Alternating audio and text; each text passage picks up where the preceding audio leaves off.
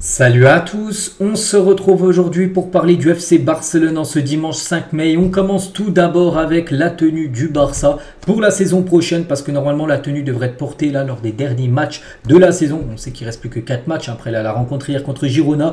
Donc voici la tenue complète, bien sûr avec le maillot que je trouve très beau, une partie rouge, une partie bleue et le short et la chaussette devraient être de couleur bleu-violet, je pense plus du bleu. Donc voilà, magnifique maillot, je pense vraiment l'acheter ce maillot parce que je trouve sublime le futur maillot. Et en parlant du genre qui porte le maillot là, même si c'est une maquette on peut dire, c'est Lamine Yamal. Et regardez le classement du top 10 du Golden Boy 2024 selon score 90. En gros les favoris pour remporter ce ballon d'or junior, c'est bien Lamine Yamal les gars qui est en tête, c'est le grand favori pour remporter en octobre prochain le ballon d'or junior. Donc ce serait mérité bien sûr quand on sait la saison qu'il est en train de réaliser le jeune joueur du Barça. On continue les gars, officiels, Frenkie de Jong et Gundogan nommés pour l'équipe type de la saison en Liga. En gros c'est les TOTS, donc en gros là c'est tous les milieux de terrain et on peut voir deux joueurs du Barça. Donc De Jong et Gundogan qui figurent parmi les meilleurs milieux de terrain et parmi les meilleurs défenseurs de la Liga. On peut voir deux joueurs du Barça, Araujo et Cancelo. Donc j'ai pas trouvé parmi les là j'ai trouvé pour les milieux, pour les attaques, pour les défenseurs. J'ai pas trouvé par exemple pour les attaquants. Bon, je pense que Lewandowski doit être nominé, par exemple aussi Rafinha ou peut-être aussi Lamine Yamal. Je pense aussi qu'il doit être parmi les nominés par rapport à ce prix. On va parler maintenant de Kimmich et le CDM, donc en gros le milieu défensif préféré de Xavi. Et ça on le sait, n'oubliez pas que Kimmich les gars il avait fait une déclaration il y a quelques mois où il avait dit que son idole était Xavi, donc pourquoi pas se faire entraîner par Xavi la saison prochaine au Barça, c'est jouable. Et le Barça s'inquiète de perdre Kimmich en raison de la situation économique. Le club n'est pas en mesure de faire une offre et pour cette raison le joueur allemand pourrait renouveler à la place. Kimmich négocie maintenant avec le Bayern et tout est ouvert. Donc ça ce serait un coup dur on peut dire pour le Barça, parce que le Barça, en plus il y a quelques jours ça faisait la une journal Mundo Deportivo que Kimmich était quasiment une priorité. Donc le problème c'est qu'il est en fin de contrat là en 2025 et le Barça, en gros lui on a l'impression qu'il attend un petit peu le Barça. Le problème c'est que le Barça ne peut pas se permettre de poser 70 millions d'euros sur Kimmich et en gros le Barça aurait pour projet plutôt d'attendre qu'il soit libre l'été prochain pour l'avoir, un peu comme Gundogan. Mais lui il se dit voilà, si le Barça ne vient pas me prendre, je vais peut-être prolonger. Donc voilà, s'il venait à prolonger les gars ce serait plus possible pour le signer. Donc on verra, mais c'est vrai que c'est un joueur les gars qui pourrait être très important. Imaginez les gars, Kimmich, Gundogan, milieu de terrain avec je sais pas peut-être Pedri ou Gavi, ça peut être vraiment pas mal la saison prochaine. On verra. J'ai enlevé De Jong parce que je vois bien quitter le club. Frenkie de Jong. L'avenir de Cancelo au Barça est incertain, donc voilà, parce que maintenant il faut négocier bien sûr avec Manchester City. On verra ce que va décider bien sûr City et le Barça. Concernant Cancelo surtout, moi je trouve quand même qu'il a été il est quand même pointé du doigt par rapport surtout aux matchs importants. Le Classico, tiens, il a joué il y a 2 semaines là, où il n'avait pas été super bon. Les matchs contre le PSG, le match retour avec son penalty causé sur Dembélé, c'est des choses que normalement il ne doit pas faire, il l'a fait. C'est vrai qu'on ne sait pas encore s'il restera ou non. Barcelone veut signer un ailier et a contacté les agents de Daniel Olmo. Sa clause libératoire est de 60 millions d'euros et Leipzig n'est pas prêt à négocier à ce sujet. Mais bon, on ne sait pas les gars. N'oubliez pas qu'il y a aussi Xavi Simons que j'ai parlé il y a quelques jours qui est aussi ciblé par l'équipe du Barça. Mais c'est vrai que Daniel Olmo, souvent j'entends ce joueur avec les rumeurs que je peux voir sur le Barça, que le joueur lui serait ok et le Barça serait aussi ok. Maintenant il faut qu'aussi Leipzig veuille le lâcher et ça pour l'instant c'est compliqué. Lewandowski, quelques déclarations. Donc c'est spécial d'être ici, d'être un attaquant d'un tel club en raison de son histoire. C'est le plus grand club du monde et je suis fier d'en faire partie. Il a également dit donc en 2020 et 2021 j'ai passé les meilleures années de ma carrière, où c'était le Lewandowski Prime. Bon, il évoluait pas au Barça, il évoluait du côté du Bayern Munich, mais c'est vrai qu'il marquait beaucoup de buts.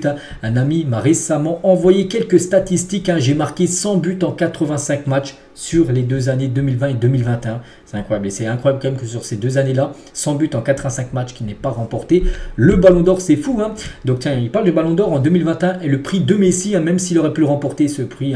Donc, mais le Ballon d'Or en 2020 est toujours en attente. C'est vrai que je crois que même il n'y avait pas eu de Ballon d'Or 2020 parce que vu que la saison avait été perturbée à cause du Covid, je crois qu'ils ont annulé la cérémonie du Ballon d'Or et ça a pu donner quand même ce Ballon d'Or à Lewandowski parce qu'il le mérite. Il a dit, j'ai vu qu'il y avait des rumeurs selon lesquelles je pourrais obtenir le prix si je reçois le Ballon d'Or 2020. 4 ans plus tard, en gros, il le prendrait bien sûr volontiers. En gros, ce serait un honneur et j'accepterai le prix parce que pour l'instant, si vous regardez les palmarès du Ballon d'Or 2020, il n'y a personne parce qu'en gros, à cause du Covid.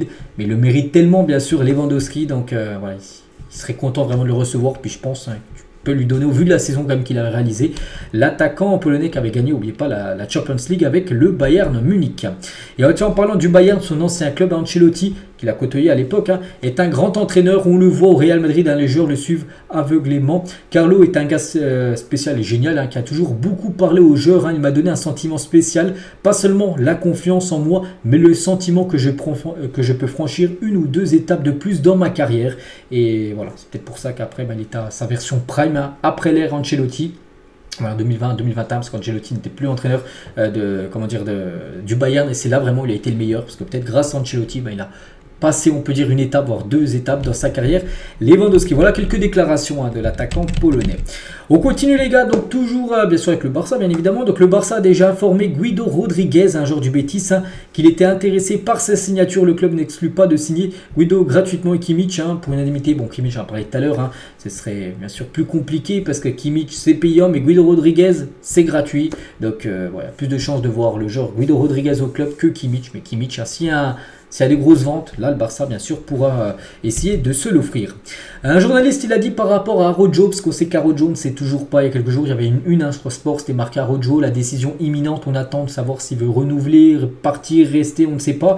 Et en gros ce serait une énorme erreur de vendre Arojo, il faudrait signer quelqu'un de meilleur que lui et quelqu'un qui se sentirait plus aux couleurs des Blaugrana que lui. Quelle équipe vendrait son propre Carles Puyol? Donc en gros là, pour ce journaliste qui suit le Barça, en gros ce serait une erreur en gros de vendre Arojo l'été prochain. Le contrat de Wilfried Ndidi expire en juin prochain. Donc là on est le 5 mai, donc dans 1 mois et 25 jours il est en fin de contrat avec l'équipe de Leicester. Leicester monte en première ligue la saison prochaine, donc il a été proposé à Xavi. L'entraîneur du Barça pense que Ndidi est un joueur intéressant et qu'il s'intégrerait parfaitement dans l'équipe. Voilà, surtout il est libre et on sait que le Barça cherche des joueurs libres.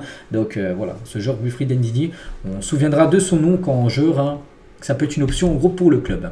Deco, le directeur sportif du club, donc a un plan A, un plan B et un plan C pour l'été. Tout dépendra de la marge du fair play financier. Parce que voilà, on sait que le fair play financier, c'est pas une nouveauté. On sait que le Barça n'est pas au mieux par rapport avec ça. Donc en gros, la Deco a plusieurs plans. Il a un plan A, plan B, plan C. Donc tout dépend de ce que pourra faire le Barça en termes d'argent à mettre, on peut dire, sur le futur mercato. Il y a suffisamment de marge fair play financier, c'est toujours avec ça. Le club cherchera à signer, s'il y a de la marge, je vous ai dit, donc le club cherchera à signer un ailier et Félix ne continuera pas. S'il n'y a pas de marge, elle cherchera à prolonger le prêt de Félix, parce que Félix, voilà, si tu veux négocier avec l'Atlético demande 80 millions d'euros, donc ça va être compliqué. Donc voilà, le but ce serait soit de l'avoir encore en prêt, si c'est pas possible, le Barça ira chercher un autre ailier gauche pour la saison prochaine. On parle beaucoup de Kvaratskhelia, que j'ai pu entendre récemment. Concernant Rafinha, donc le Barça est prêt à écouter les offres pour Rafinha cet été, mais voilà, ça sera une somme au moins, on avait parlé de 70 millions d'euros, ça sera pas en dessous les gars que le Barça lâchera Rafinha, mais lui aussi il y a des chances qu'il quitte le club, surtout qu'il finit quand même bien cette fin de saison, donc sa valeur augmente, en plus il a été buteur en Ligue des Champions, donc il a pris de la valeur un peu marchande, donc c'est pour ça qu'il peut potentiellement être vendu.